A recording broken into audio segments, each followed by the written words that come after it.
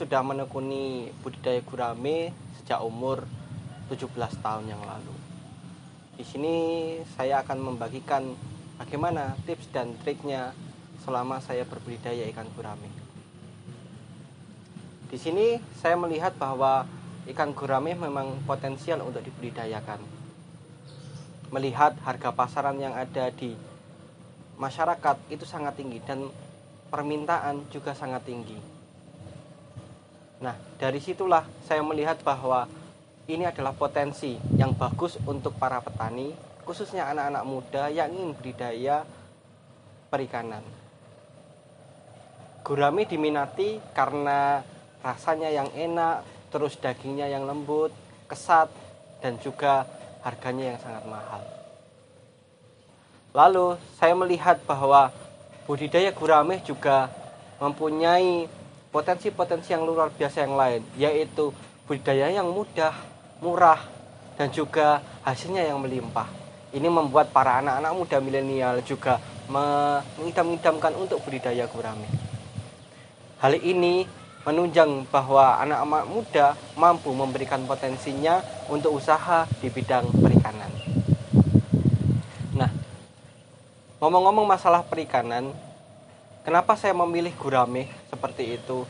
Karena melihat gurame itu yang mudah dibudidayakan. Salah satu contohnya, mereka tidak hanya memakan pakan biasa dari pelet atau misalnya konsentrat, tapi kita juga bisa menambahkan seperti dedaunan, seperti gedebok pisang, lalu juga ada kangkung, ada ketela, kates, dan sebagainya. Itu bisa dimanfaatkan untuk para petani sebagai tambahan makanan kepada ikan gurame. Itu salah satu poin plusnya, karena melihat bahwa ikan gurame notabene adalah herbivora. Seperti itu. Lalu juga bagaimana cara pembudidayaannya? Sangat-sangat mudah. Kita harus banyak-banyak menggerocok air, atau istilahnya kita menambahkan air pada ikan setiap harinya kalau sudah mau panen. Tapi kalau sebelum panen tidak perlu banyak-banyak, misalnya 1 minggu sekali atau 1 minggu 2 kali untuk menyegarkan ikan. Karena ketika kecil masih rentan dalam penyakit ataupun suhu yang kurang bersahabat pada ikan gurame.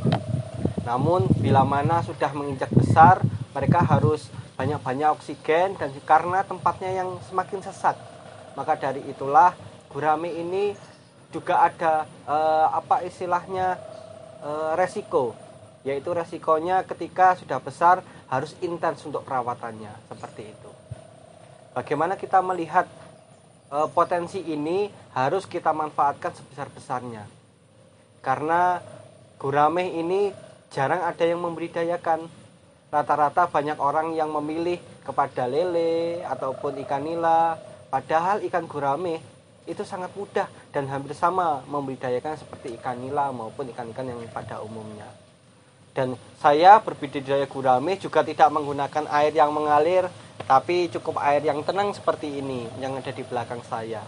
Nah, namun di bidang budidaya gurame, kalau sudah menginjak ukuran besar, kita juga harus tahu, yaitu menambahkan jaring-jaring di sekitar kolam.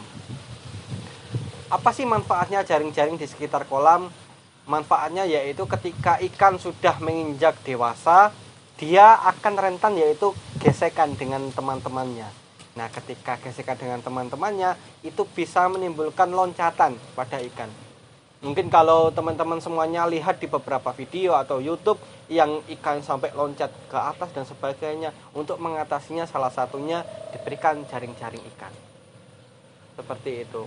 Lalu, Mas, bagaimana sih misalnya kalau ikan kita terkena penyakit atau misalnya rawan dengan penyakit? Ada tipsnya teman-teman semuanya, yaitu kita bisa menambahkan probiotik, vitamin, ataupun antibiotik kalau memang parah ikannya. Kalau untuk ikan-ikan yang normal biasanya cukup probiotik dan vitamin untuk setiap harinya. Misalnya kita tambahkan beberapa vitamin seperti susu, terus juga beberapa istilahnya netralisir, ada banyak probiotik E4 dan sebagainya. Itu bisa dipakai untuk ikan gurame supaya dia cepat besar ataupun daya tahan tubuhnya lebih kuat daripada sebelumnya. Nah, kalaupun ada gurame yang sakit misalnya, kita bisa menambahkan antibiotik.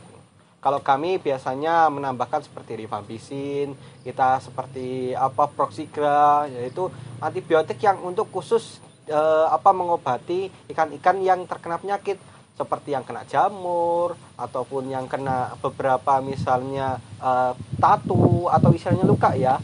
Nah, itu bisa diobati dengan beberapa antibiotik yang bisa saya sebutkan tadi.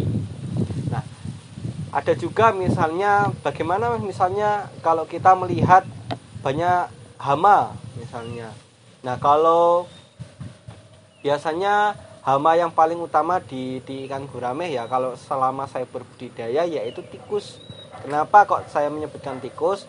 Karena tikus itu saya membuat dengan terpal ya, ikannya kolamnya dengan terpal. Nah, ketika terpal ini misalnya sudah saya pasang di bawah tanah, banyak tikus-tikus itu yang masuk. Nah, ketika tikus-tikus itu masuk, nantinya tikus-tikus itu akan menggerogoti terpal tersebut. Nah, bahayanya di situ teman-teman semuanya. Maka dari itu hati-hati. Misalnya di pinggir-pinggir kolam, misalnya disiapin jebakan atau misalnya dibersihkan. Karena tikus-tikus itu suka kalau misalnya rumput-rumput yang tebal dan sebagainya itu membahayakan pada kolam ikan. Lalu juga tumbuh-tumbuhan ya. Misalnya kalau di samping-sampingnya terlalu ada akar yang sangat dalam, itu bisa membuat jebol ya. Itu kolamnya bisa joblos dan akhirnya joblos ke kolam. Akhirnya tidak ada setahun 2 tahun bisa saja ganti terpal kalau misalnya kita tidak hati-hati.